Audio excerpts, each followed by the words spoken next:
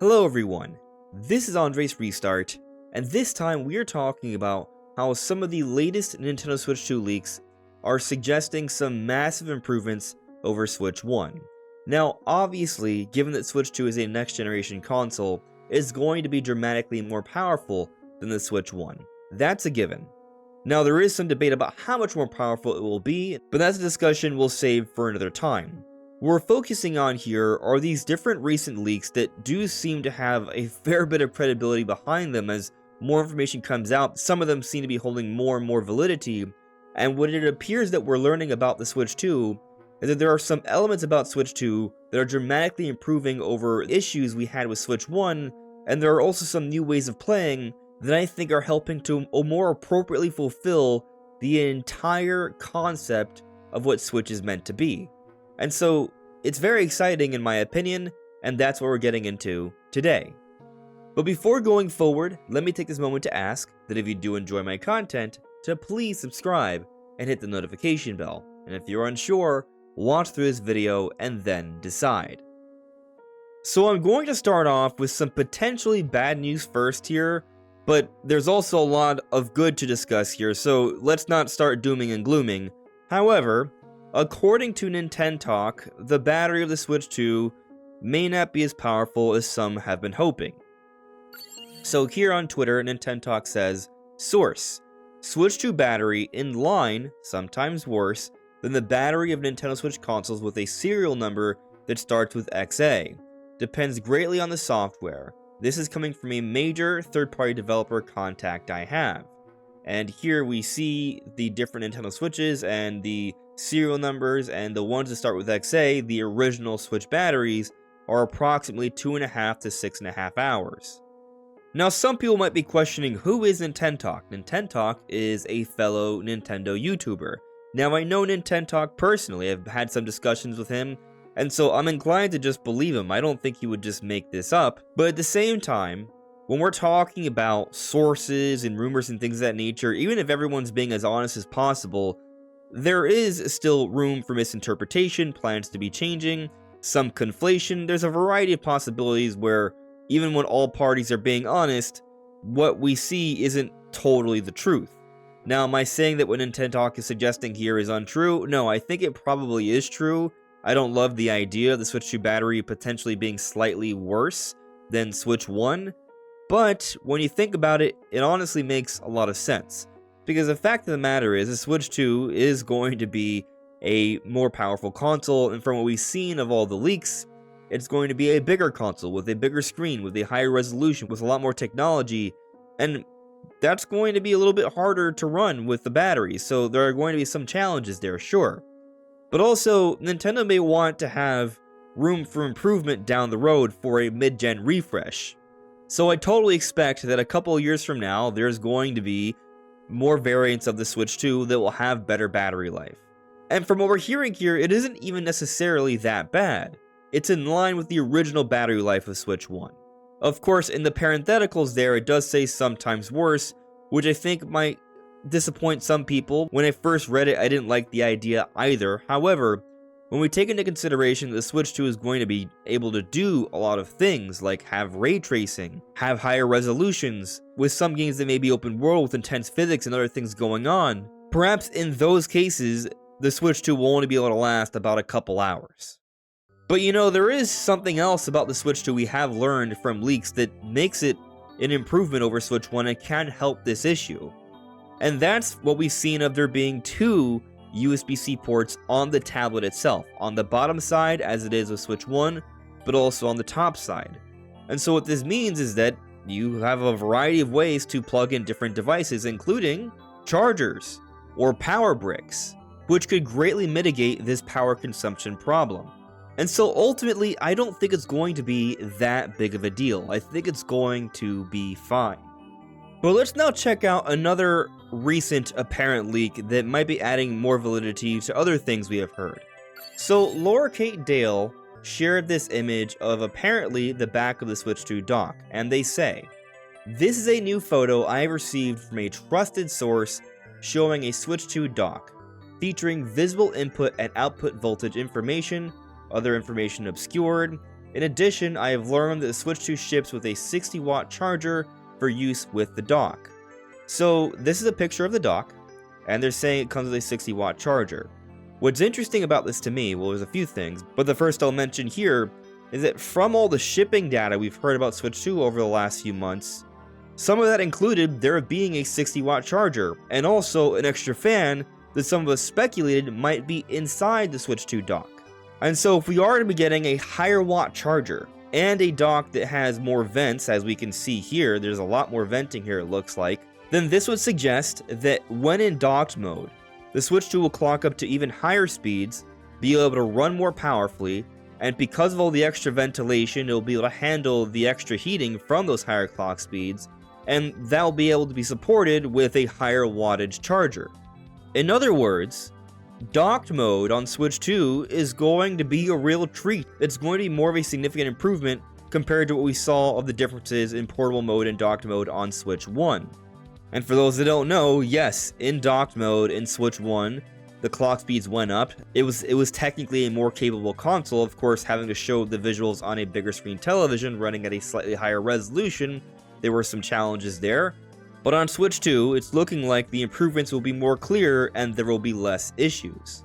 Now, this isn't the first time we've supposedly seen the Switch 2 dock.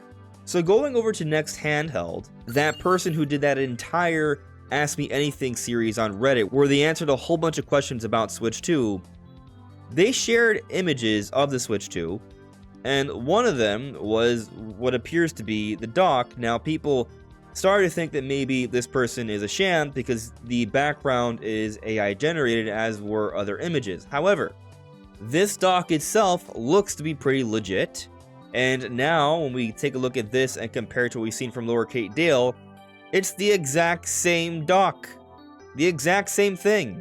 So it's more reason to believe what's being shared by Next Handheld. And let me also remind everyone that just a couple days ago we talked about another recent leak of this Switch 2 Joy-Con that seems to be the most believable imagery of the Switch 2 Joy-Con yet, and it has that blue accent, something suggested by Next Handheld as well. One controller has the blue, as we saw from that prior leak, and then one, the right side, would have the orange, as we see with this image right here. And so we've gotten more corroboration on the different things said by Next Handheld. And I'm choosing my wording carefully here, and let me explain why. I say we have more corroboration because just because Lower Kate Dale is sharing imagery that supports what Next Handheld has said and shown, that doesn't mean it's 100% true. Because Lower Kate Dale could also have false info, and it could just be false info supporting more false info. So it's corroborated, but it's not necessarily proven. That said, I think most people agree these are all probably real. And so far what we've seen of the different Switch 2 leaks, especially from the accessory makers and all these different things, is that the Switch 2 is going to have an 8-inch screen. From the shipping manifest and everything else we've heard from different rumors, it's going to be a 1080p screen, LCD. We're going to have the two different USB-C ports, which will allow for a lot more different connections and setup options, and the dock is going to be a significant improvement over what we saw for Switch 1 in terms of improving overall fidelity in TV mode. But because we have this extra corroboration for what Next Handheld has been saying, and because of the recent leak we discussed a couple days ago about the Joy-Con having this optical sensor, a lot of us have been thinking that we're probably going to be able to use the Joy-Cons in a new, unique way, like a mouse. And actually looking at some interactions with Next Handheld recently, this person had asked Next Handheld a few weeks ago, "I've heard about some kind of gimmick with the top of the thumbsticks. Do you know if any of that is true?" And Next Handheld responds, "There's a special orientation you can use the Joy-Cons that's unlike before. Not sure if that's what this refers to." And then Ravery, more recently, less than a day ago, "My liege, are you able to tell us if this special orientation is referring to the mouse leaks that are going around?" Next Handheld responds, "Yeah, but devs can answer this better as they've seen some minigame demos that I guess would be best described as Mario Party WarioWare-esque in nature, where you control a snake, but I personally haven't seen it in action." So what's being described here sounds very, very Nintendo.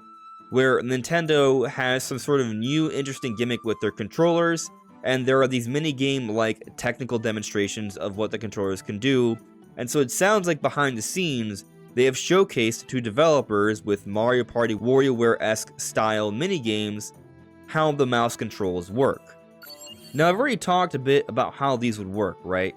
I've seen some people suggest that you would hold the mouse like the Joy-Con like this, but I don't think it would work like that because then you're missing a whole bunch of functionality that you can press with your thumb. I think it makes more sense where you use the right Joy-Con on the right side of your hand, left Joy-Con on the left side of your hand.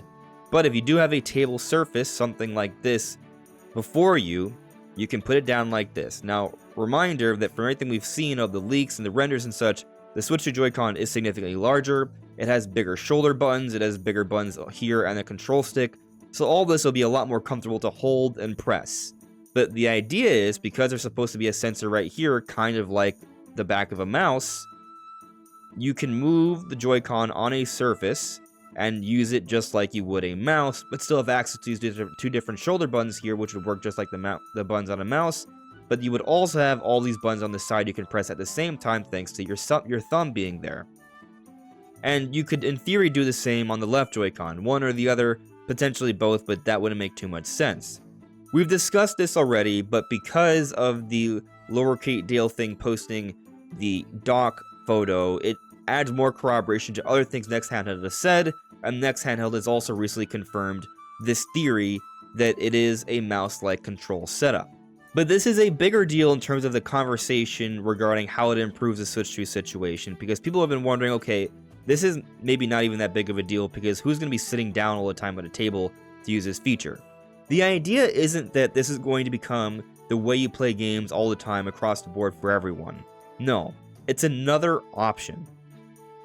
But what it fixes, or rather improves upon, is the third option of Switch 2. We've talked about portable mode, we've talked about docked mode. Docked mode will be improved by the dock and the better charger. Portable mode will be better because of the extra USB-C port, granting you more options for different peripherals for comfort, or a power brick for better battery life, a bigger screen, better resolution. Those will be improved.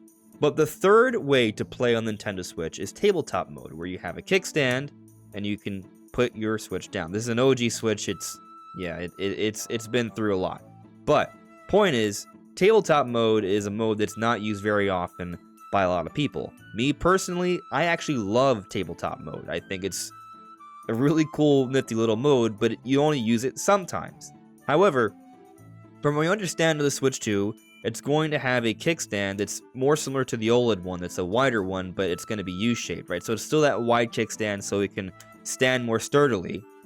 But when we take into account this new feature of the Joy-Cons where you can use it kind of like a mouse, there's going to be a lot more situations where we can use the bigger screen with the better kickstand in tabletop mode, have a better viewing experience, and also be able to use a mouse like this. In a way, it's going to be kind of like a portable laptop, but specifically for games, right?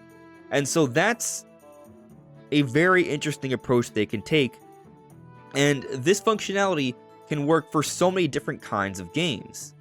Cooperative play with just the Joy-Cons is going to be a better experience because the controllers are going to be bigger and more comfortable to hold and use. But then thinking beyond whatever mode we're using the Switch 2 in and just about the different genres of games, first-person shooters, real-time strategy games, a variety of different PC ports, or different styles of Mario Party or WarioWare games, or any games where you have a cursor that you can point or click around.